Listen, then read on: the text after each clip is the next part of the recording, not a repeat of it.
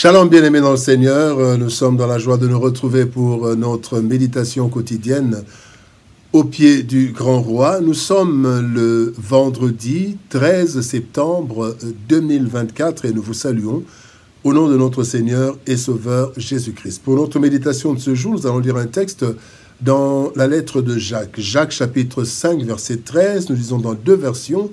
Dans Louis II, il est écrit « Quelqu'un parmi vous est-il dans la souffrance? Qu'il prie. Quelqu'un est-il dans la joie? Qu'il chante des cantiques. » Parole de vie 2017 nous dit « Parmi vous, est-ce que quelqu'un souffre? Il doit prier. Est-ce que quelqu'un est heureux? Il doit chanter pour le Seigneur. » Joie et souffrance. Joie et souffrance, tel est le thème de notre méditation de ce vendredi 13 septembre 2024. Bien-aimés dans le Seigneur, la vie est faite de joie et de souffrance. Et cela, quelle que soit la classe sociale, le sexe ou la race. Selon qu'il est écrit dans Ecclésiaste chapitre 3, verset 4, il y a un temps pour pleurer, un temps pour rire, un temps pour se lamenter, un temps pour danser. Nous pouvons prendre toutes les dispositions que nous jugeons utiles pour changer les choses, mais cela sera vain. Sur cette terre, bien-aimés, les rires et les pleurs se côtoieront, se succéderont, jusqu'à ce que les pleurs disparaissent dans la nouvelle vie, selon Apocalypse chapitre 21, verset 4, où il dit « Il essuiera toutes larmes de leurs yeux, et la mort ne sera plus. Et il n'y aura plus ni deuil, ni cri, ni douleur, car les premières choses ont disparu. » Bien-aimés dans le Seigneur, puisque les choses, les joies et les pleurs subsisteront, se succéderont jusqu'à la fin, le texte du jour nous révèle les deux attitudes à adopter dans l'un ou l'autre cas afin de plaire à Dieu et éviter des conséquences fâcheuses. Voici ce que nous tirons de notre verset de ce jour. Premièrement, parlons des temps de souffrance. Temps de souffrance. Lamentation chapitre 3 verset 26 nous dit « Il est bon d'attendre en silence le secours de l'Éternel. » La souffrance, bien-aimée, fait partie de la vie humaine. Et cela est dû au péché du premier couple dont la sentence a été composée de deux souffrances, de souffrance et de malédiction. Deux choses, souffrance et malédiction. Genèse chapitre 3, versets 16 et 17, la Bible dit, Dieu dit, « Je rendrai tes grossesses pénibles et c'est dans la souffrance que tu mettras des enfants au monde. » Au verset 17, à l'homme, il dit, « À cause de toi, je maudis le sol. Tu devras te fatiguer tous les jours de ta vie pour tirer ta nourriture de la terre. » Bien-aimés, voilà l'origine de la souffrance. Alors, dans la souffrance, certains se lamentent, d'autres murmurent, et même d'autres se révoltent sans pour autant trouver de solution. Il n'y a pas de solution dans les murmures, dans les révoltes, dans les lamentations. Voilà pourquoi le sage dit « Il est bon d'attendre en silence le secours de l'Éternel. » Alors, bien-aimés, le remède, c'est la prière.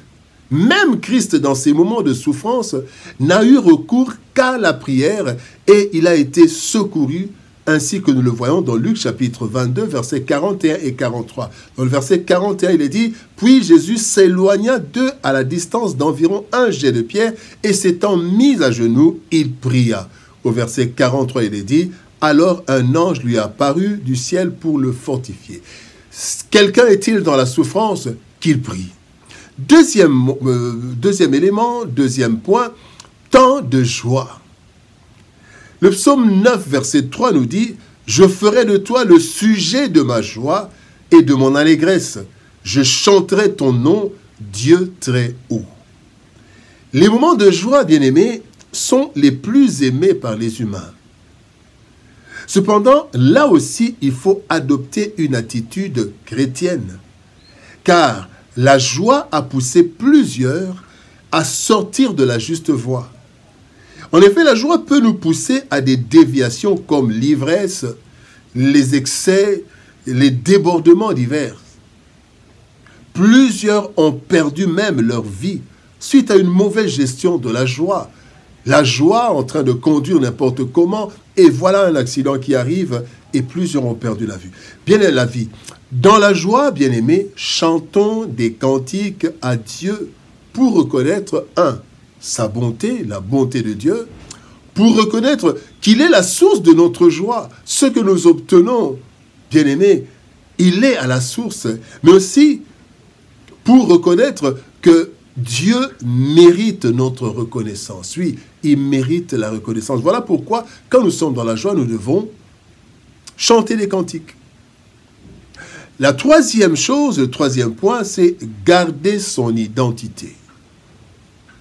Le psaume 73, 73, verset 15 nous dit « Si je disais, je veux parler comme eux, voici, je trahirais la race de tes enfants. » La race de tes enfants, l'identité.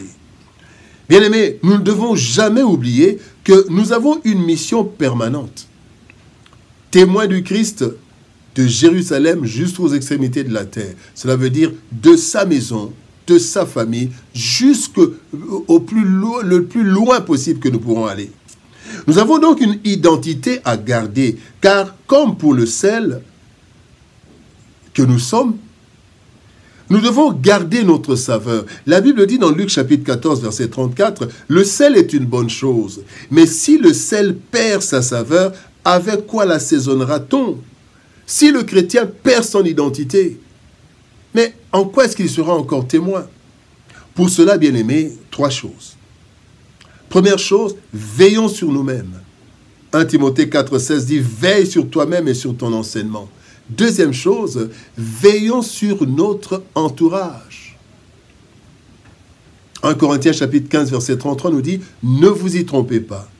Les mauvaises compagnies corrompent les bonnes mœurs. » Et bien aimé, au-delà de tout cela, que la prière et la méditation de la parole soient notre respiration. Ainsi, dans la joie comme dans la souffrance, nous n'allons pas sortir de la voie du Seigneur.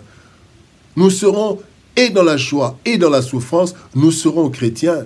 Mais il y en a qui, dans la joie, ne sont plus chrétiens, dans la souffrance, ne sont plus chrétiens. Bien-aimés, gardons notre identité dans les joies comme dans les souffrances.